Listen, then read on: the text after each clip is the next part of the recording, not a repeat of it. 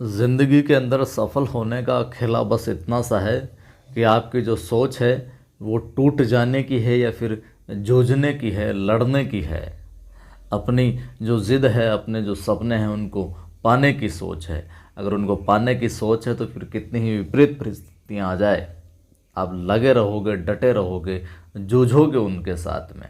और अंतिम श्वास तक अगर आप धैर्य के साथ प्रयत्न करते रहे तो जो सपना आपने पाल रखा है, जो सपना आप देख रहे हैं, वो आपको मिल जाएगा। नमस्कार, जय हिंद। मैं हूं आपका दोस्त कवि आदि गणेश। स्वागत करता हूं आप तमाम साथियों का आरपीसी ग्रेड फर्स्ट हिंदी हेतु जो जन संचार माध्यम और लेखन वाला बिंदु चल रहा है, उसके अंदर आज हम बात करेंगे टेलीविज़न की।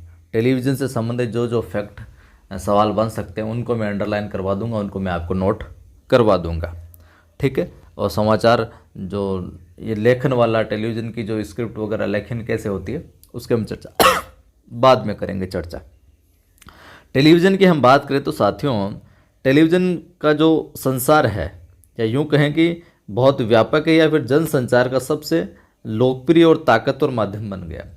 टेलीविज़न, रेडियो, पहले रेडियो की तरफ लोग ज़्यादा अट्रैक्ट थे, अभी भी हैं कुछ लोग, पुराने लोग, लेकिन रेडियो से ज़्यादा जो है टेलीविज़न है जो फेमस हो गया है साहब। रेडियो सुनना कम पसंद करते लोग, टेलीविज़न की तरफ है जो मूव हो गए। तो आज टेलीविज़न जनसंचार का सबसे लोकप्रिय और ताकतवर माध्यम है। सारा कुछ टेलीविज़न के ऊपर आ गया है। प्रिंट मीडिया के शब्द और रेडियो की ध्वनियों के साथ जब टेलीविज़न के दृश्य मिल जाते हैं, इधर तो शब्द आ गए, इधर ध्वनि आ गई, फिर इनके टेलीविज़न के साथ दृश्य मिल जाते हैं, तो सूचना की जो विश्वसनीयता है वो कई गुना है जो बढ़ जाती है। पढ़ भी रहे हो आप सूचना को स्क्रीन पे जो चल रही है, ध्वनि के माध्यम से सुन भी रहे हो, और साथ साथ में कहाँ जो घटना घटित हुई है, कहाँ क्या कुछ चल रहा हो देख भी रहे हो, तो उसकी विश्वसनीयता कई गुना क्या है, बढ़ जाती है। पश्चिमी देशों में रेडियो के विकास के साथ ही टेलीविज़न का भी प्रयोग शुरू हो गया था। 1927 में बेल टेलीफोन लेबोरेटरीज ने न्यूयॉर्क और वॉशिंगटन के बीच प्रायोगिक टेलीविज़न कार्यक्रम का जो प्रसारण किया था। कब? 1927 में न्यूयॉर्क और वॉशिंगटन के बीच प्रायोगिक टेलीविज़न कार्यक्रम का प्रसारण किया था। नोट कर लीजिए इस बात को, 1927 में। वहीं 1936 तक बीबीसी ने भी अपनी टेलीविज़न सेवा शुरू कर दी थी। तो पूछ लिया जाए, बीबीसी ने अपनी टेलीविज़न सेवा कब से है जो शुरू की थी? तो बीबीसी ने अपनी टेलीविज़न सेवा शुरू कर दी थी साहब 1936। और कल वाले वीडियो में जो रेडियो का आविष्कार था वो गलती से 1885 लिख दिया था, जबकि वो 1895, हालांकि मैंने कमेंट करके पिन कर दिया था उसको, ठीक है। आगे देखिए, भारत में टेलीविज़न की शुरुआत की हम बात करें, डाटा नोट करने लायक है। भारत में टेलीविज़न की अगर शुरुआत की हम बात करें तो यूनेस्को की एक शैक्षिक परियोजना के तहत 15 सितंबर 1959 को हुई थी।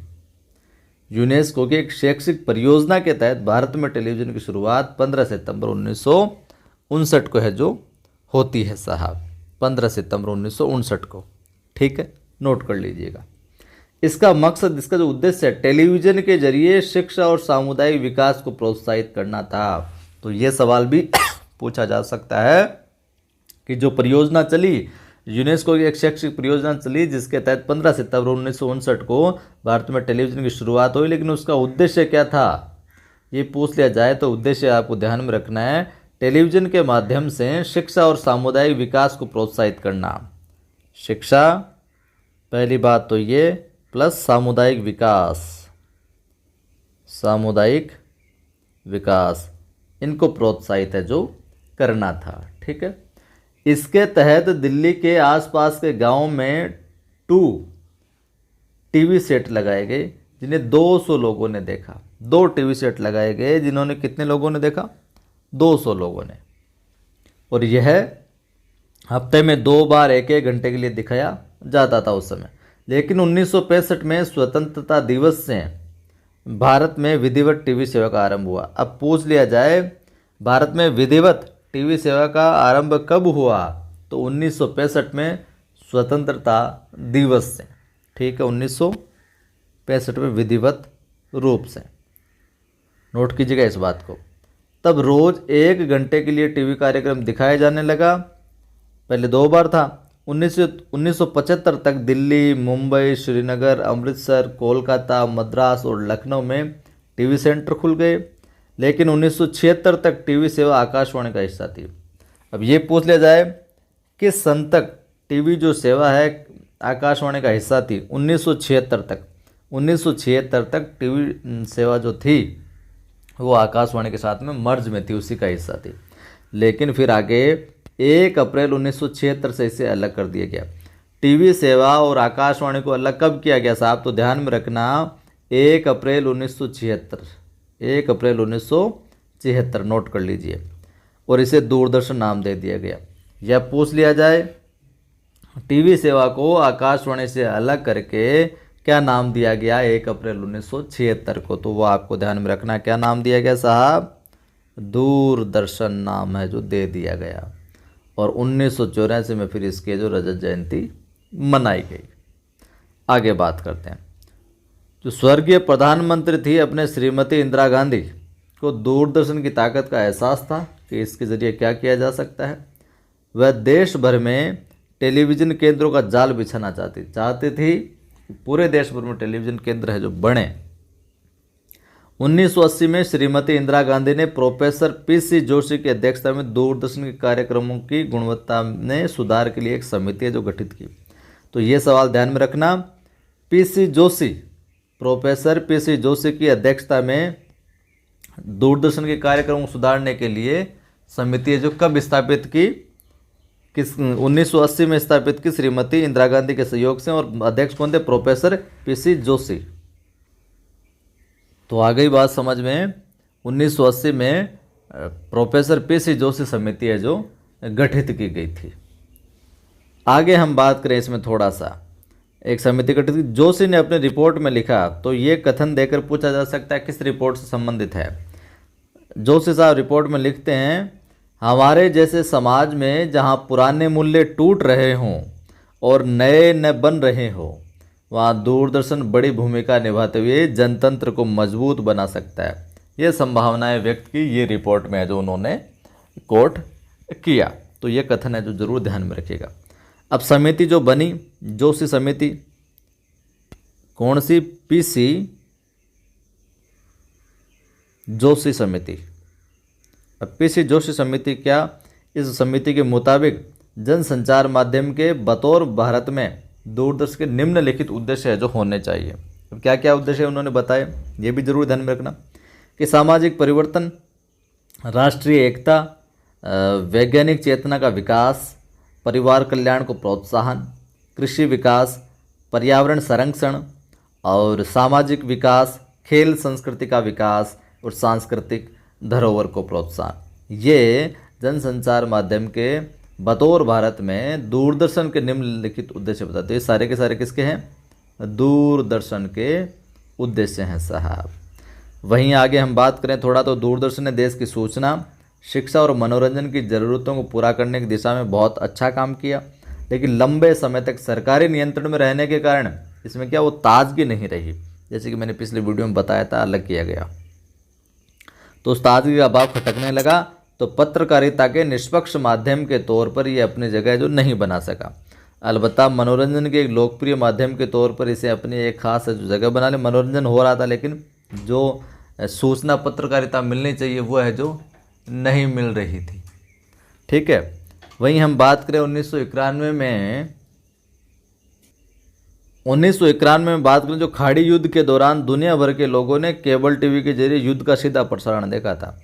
तो खाड़ी युद्ध की बात आ जाए तो 1991 में पूछ लिया जाए अगर खाड़ी युद्ध में का सीधा प्रसारण कब देखा? 1991 में खाड़ी युद्ध के दौरान दुनिया भर लोगों ने केबल टीवी के माध्यम से सीधा प्रसारण है जो देखा था। और ये अलग ही तरह का एक अनुभव था। बाद में ये भी कहा गया कि ये युद्ध जितना अमेरिकी सैनिकों ने लड़ा उतना ही CNN केबल न्यूज़ नेटवर्क के नाम के टीवी चैनल ने भी लड़ा। इसके बाद भारत में टीवी की दुनिया की निजी चैनलों की शुरुआत हो गई। विदेशी चैनलों को प्रसारण की अनुमति दी गई। इसके साथ ही भारत में CNN, BBC जैसे चैनल दिखाए जाने लगे। जल्दी स्टार टीवी जैसे चैनलों ने अपने भारत में केंद्रित समाचार चैनल भी है जो आरंभ कर दिए। इनमें तो कोई विशेष बात है नहीं। इसके अलावा डिस्कवरी, नेशनल न्यूज़, ज्योग्राफिक जैसे मनोरंजन चैनल भी आए। FTV, MTV, VTV, विशुद्ध पश्चिमी किस्म के चैनल भी दिखने लगे। कुछ लोगों ने इसे देश पर सांस्कृतिक हमला भी कहा और इन चैनलों का विरोध भी है जो किया। यहाँ पर काम की बात है अपने की, लेकिन टेलीविज़न का असली विस्तार तब हुआ जब भारत में देशी निजी चैनलों की बाढ़ आने लगी। अक्टूबर 1993 में GTV, ध्यान में रखना GTV का आगमन पूछ ले तो अक्टूबर 1993 और स्टार टीवी के बीच अनुबंध हुआ।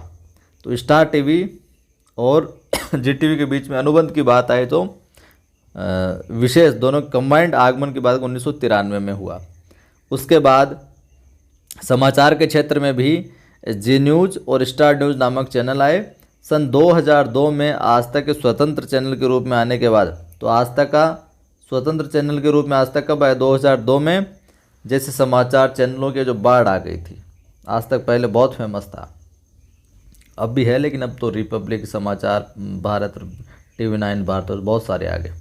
जहां अपने हमारे सार्वजनिक प्रसारक दूरदर्शन का उद्देश्य राष्ट्र निर्माण और सामाजिक उन्नयन था, वहीं इन निजी चैनलों का मकसद व्यावसायिक लाभ कमाना रह गया। तो दूरदर्शन का उद्देश्य पूछ लिया जाए तो वो राष्ट्र निर्माण और सामाजिक उन्नयन था, और ये सब अब पैसे कमाने पे उतर गए। इससे जहां टेलीविज़न समाचार को निष्पक्षता की पहचान तो मिली, उसमें ताजगी आई और पेशेवर हुआ, वहीं एक अंधी होड़ के कारण अनेक बार पत्रकारिता के मूल्यों और उसकी नैतिकता का भी हनन हुआ। इसके बावजूद आज हमारे पूरे भारत में 200 से अधिक चैनल प्रसारित हो रहे हैं और रोज़ नए नए चैनलों की है जो बाढ़ आ रही है। ये तो हो गया टीवी का मामला साहब। इसके बाद में बात करते हैं सिनेमा की।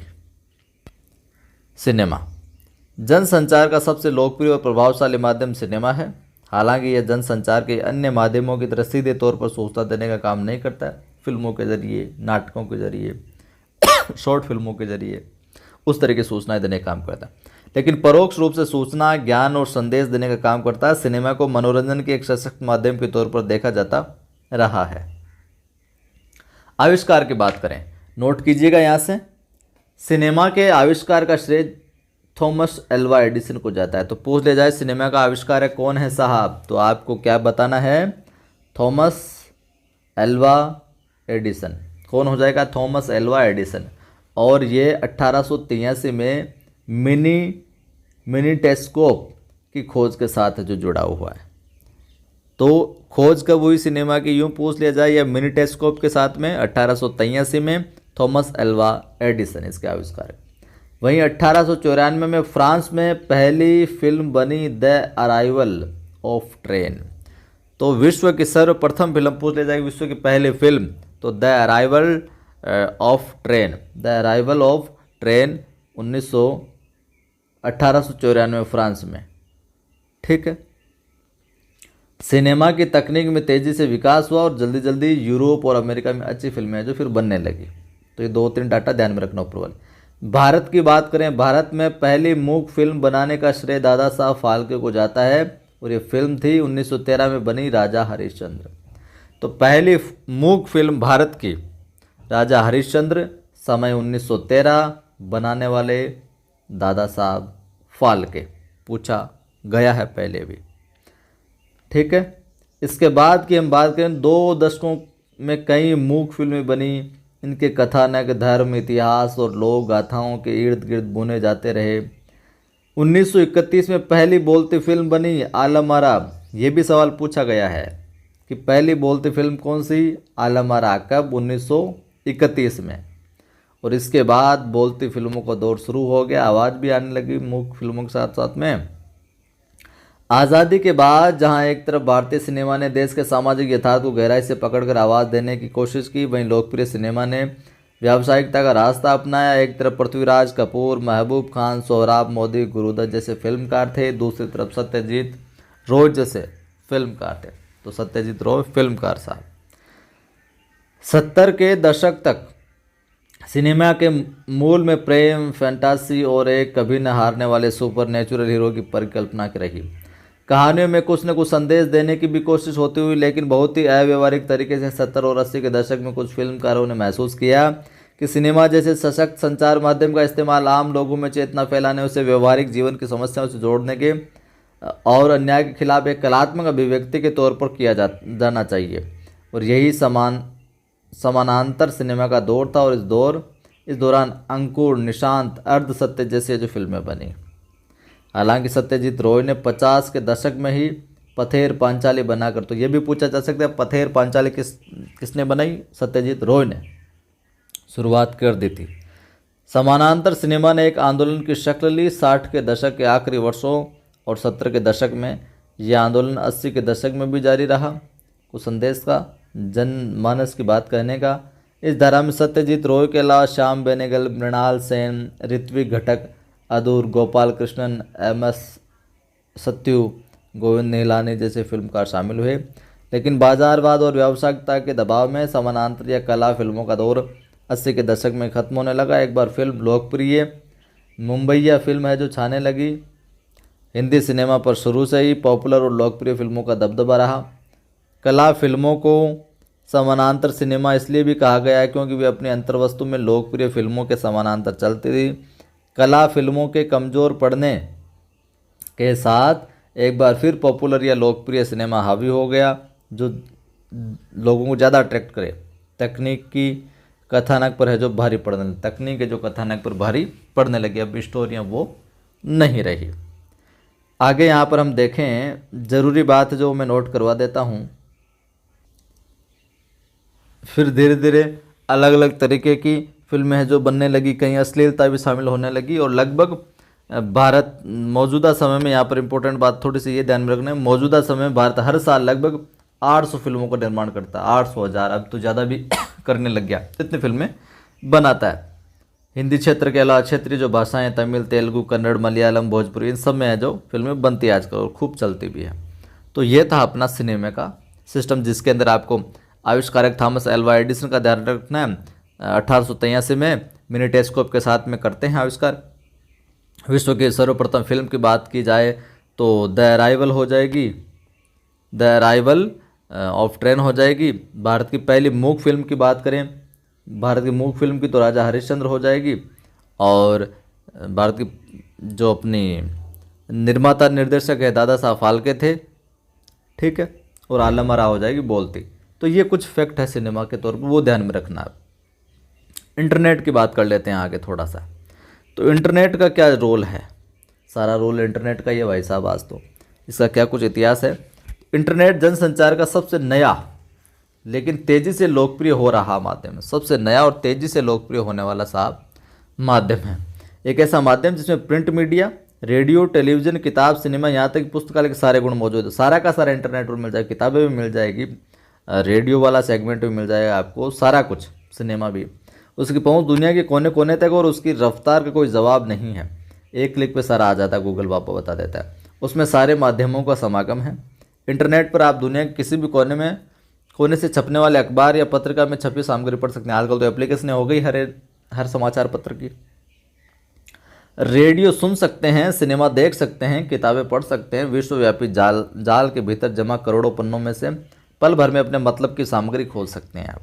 यह एक अंतरक्रियात्मक माध्यम है। तो इंटरनेट किस प्रकार का? अंतरक्रियात्मक, अंदर ही अंदर क्रियाएं चल रही हैं, अंतरक्रियात्मक माध्यम है। यानी आप इसमें मूक दर्शक नहीं है, आप सवाल जवाब, बहस, मुबाहिसों में भाग लेते हैं, आप चैट कर सकते हैं, और मन हो तो फिर अपना ब्लॉग बनाकर पत्रकारिता की किसी बहस के सूत्रधार है जो बन सकते हैं।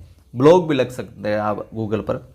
इंटरनेट ने हमें मीडिया समागम यानी कन्वर्जेंस के युग में है जो पहुंचा दिया है, और संचार की नई संभावनाएं जगा दी है। हर माध्यम में कुछ गुण और अवगुण होते ही हैं, आपको पता है।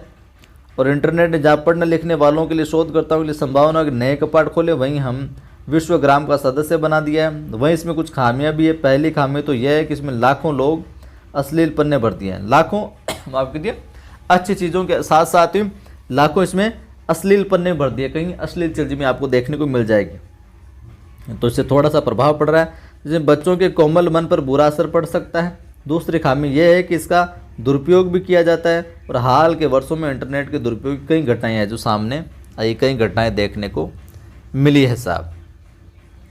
भारत में इंटरनेट पत्रकारिता जो ये इंटरनेट का वाला सिस्टम शुरू हुआ 1982 के तकरीबन से इधर आता है, फिर 1993 में कुछ आता है, फिर 2002 से अब तक का तीसरा फेज बता जहाँ और प्रगति की इंटरनेट है। अब जनसंचार माध्यमों का क्या कुछ प्रभाव है जो पड़ा है वो देख लेते हैं थोड़ा सा, और फिर नेक्स्ट कक्षा में इनका कैसे क्या लेखन होता है वो सारी चीज़ें देखेंगे। जनसंचार माध्यमों का प्रभाव क्या होता है सर, प्रभाव से कुछ सवाल पूछ लिया जा सकता है, कुछ बेसिक। तो आज के संचार प्रधान समाज में जनसंचार माध्यम के बिना हम जीवन की कल्पना नहीं कर सकते। टीवी नहीं हो तो लोगों का काम नहीं चलता है, इंटरनेट नहीं हो तो काम नहीं चलता है, सिनेमा भी ज़रूरी है, सब कुछ। तो ये एक तरीके से हमारी जो जीवन शैली है संचार माध्यमों का उस पर ज़बरदस्त है जो असर हो रहा है। अखबार पढ़े बिना हमारी सुबह नहीं होती, लोग चाय के चुस्की के साथ में अखबार लेके बैठते हैं। जो अखबार नहीं पढ़ते हुए रोज़मर्रा की खबरों की रेडियो या टीवी पर देखते हैं, जो अखबार नहीं पढ़ते हुए टीवी चला लेते हैं या मोबाइल के अंदर कोई न्यूज़ चैनल एप्लीकेशन वगैरह वहाँ से काम करते रहते हैं। महानगरीय जो युवा पीढ़ी समाचारों और सूचनाओं के आदान प्रदान के लिए इंटरनेट का उपयोग करती है। खरीद फरोख्त के हमारे फैसलों तक के विज्ञापनों का असर जो साफ देखा जाता है। यहाँ तक कि शादी ब्याह के लिए भी लोग अखबार या इंटरनेट पर मैट्रिमोनियल पर निर्भरता बढ़ने लगी है। अखबारों में ऐड दे देते हैं या इंटरनेट पर ये चक्कर वेबसाइटें बनी हुई, यहाँ पर आप लॉगिन कीजिए, यहाँ पर बायोडाटा डालिए, रिज्यूम डालिए, ये उम्र है, ये शादी चाहिए, वो उम्र, सारा कुछ वो चल रहा है। वहीं हम बात करें तो फुर्सत के समय में लोग टीवी सिनेमा दिखाए जाने वाले जो धारावाहिक है उनके पीछे पड़े रहते हैं, तो मनोरंजन तो करता ही है। हाँ, अपनी सेहत से लेकर धर्म आध्यात्म तक के बारे में जानकारी जनसंचार माध्यम से मिल रही है। कई कथाएं हैं जो आजकल लाइव होती रही है, तो लाइव कथाओं का लोग रसास्वादन कर रहे हैं। आप इस बात को माने या फिर नहीं माने, जनसंचार माध्यम आज एक उत्पाद की तरह हमारे घरों में ऐसे घुस गया है, हमारी जीवन शैली को प्रभावित कर रहा है और हम उन्हें चाहते हुए भी रोक नहीं सकते। चाहते हैं मोबाइल बंद करना नहीं, किताब उठाएं, लेकिन फिर भी रोक नहीं पाते। और इसमें कोई दो राय नहीं है कि जनसंचार माध्यम ने हमारे जीवन को ज़्यादा सरल, अपनी क्षमताओं को ज़्यादा समर्थ, हमारे सामाजिक जीवन को और अधिक सक्रिय बनाया है। साथ ही उन्होंने हमारे राष्ट्रीय जीवन को गतिशील और पारदर्शी बनाया है। सूचनाओं और जानकारियों के आदान प्रदान से लेकर लोगों को एक दूसरे जोड़ने तक और बहस तथा विचार विमर्श से लेकर लोकतांत्रिक प्रक्रिया को मजबूत बनाने तक में जनसंचार माध्यमों की महत्वपूर्ण भूमिका रही है साहब। आज राष्ट्रीय स्तर पर हमारी राजनीति और हमारी अर्थनीति तक जनसंचार माध्यमों से प्रभावित हो रही है। खासकर आपातकाल के बाद जनसंचार माध्यमों की ताकत जो बढ़ रही है, राष्ट्रीय जीवन में उनका हस्तक्षेप बढ़ रहा है। वे न सिर्फ सरकार के कामकाज की निगरानी करते हैं बल्कि सरकार के गलत फैसलों के खिलाफ आवाज़ भी उठाते हैं। ठीक है, यहाँ एक इम्पोर्टेंट बात और आई है जो आपको नोट करनी चाहिए। कागज़ के आविष्कार का श्रेय चीन के साई लून को दिया जाता है। कागज़ के आविष्कार का श्रेय एनसीईआरटी में, इसलिए आपको नोट जरूर करना चाहिए, पूछा कुछ भी जा सकता है। कागज़ के आविष्कार का श्रेय चीन के साई लून को दिया जाता है, जिसने ईस्वीसन 105 में वृक्षों की कटी हुई छाल, सन, पुराने कपड़े और मछली पकड़ने के पुराने जालों के उपयोग से क्या है, कागज़ बनाया था। ठीक है, 500 वर्षों तक ये कागज़ का मुद्रण से लिपि तक जो चला, लिपि से मुद्रण तक जो इतिहास रहा वो है। 500 वर्षों तक ये शिल्प चीन में ही रहा। 7वीं सदी के आरंभ में यह कला जापान पहुंची और बौद्ध भिक्षुओं ने मलबरी वृक्ष की छाल से कागज़ बनाना आरंभ किया। तो जापान पहुंची, जापान के अंदर जो बौद्ध भिक्षु थे उन्होंने मलबरी वृक्ष की छाल से कागज़ बनाना प्रारंभ किया और इसी देश में सन 770 में सांचों से मुद्रण आरंभ हुआ। साम्राज्ञी शोटोकू के आगे से 10 लाख प्रार्थना पत्र छापे। इस योजना को पूरा करने में 6 वर्ष लगे। ज्ञान को सर्वसुलभ बनाने की प्रक्रिया का आरंभ इसी प्रकार के प्रयत्नों से है जो हुआ। धीरे धीरे छपाई के प्राथमिक रूप संसार के दूसरे भागों में पहुंचे। कागज बनाने की कला वहाँ पहले से ही जा चुकी थी। चल टाइप के आविष्कार ने मुद्रण को नया स्वरूप दिया। चल टाइप, इसका श्रेय जर्मनी के गुटेनबर्ग को है जो दिया जाता है।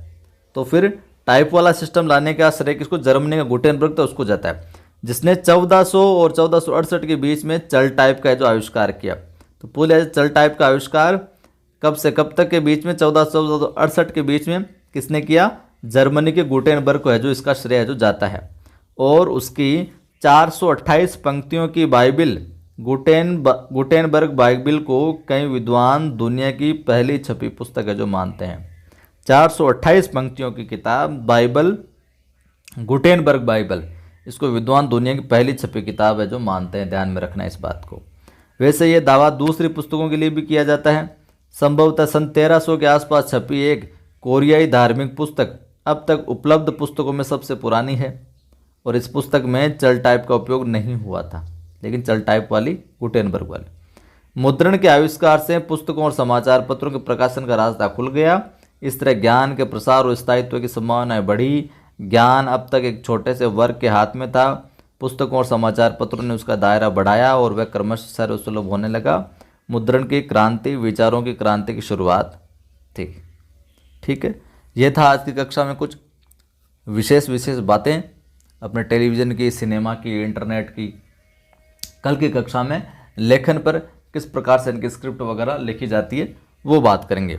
वीडियो अच्छा लगा है तो फिर लाइक कीजिए और लगा ही होगा अच्छा, बिल्कुल ऑथेंटिक जानकारी मिल रही है।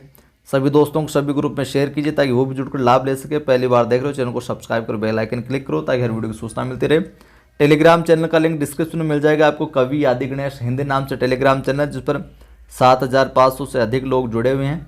वहाँ पर मैं सवाल सूचना वगैरह डालता रहता हूँ। अगर पढ़ाई को लेकर आप डिमोटिव रहते हैं, कैसे क्या तैयारी करूँ, कुछ समझ नहीं आ रहा, कैसे क्या टाइम टेबल बनाऊँ, तो मेरा एक दूसरा यूट्यूब चैनल है जिसका नाम है आदि की आवाज़। दूसरे यूट्यूब चैनल का क्या नाम है? आदि की आवाज़। वहाँ पर जाइए, पढ़ाई के रिगार्डिंग बहुत सारे मोटिवेशनल वीडियो डाले गए। यकीनन वहाँ से देखने से आपको फ़ायदा मिलेगा, ऊर्जा मिलेगी। फिर मिलता हूँ। जय हिंद।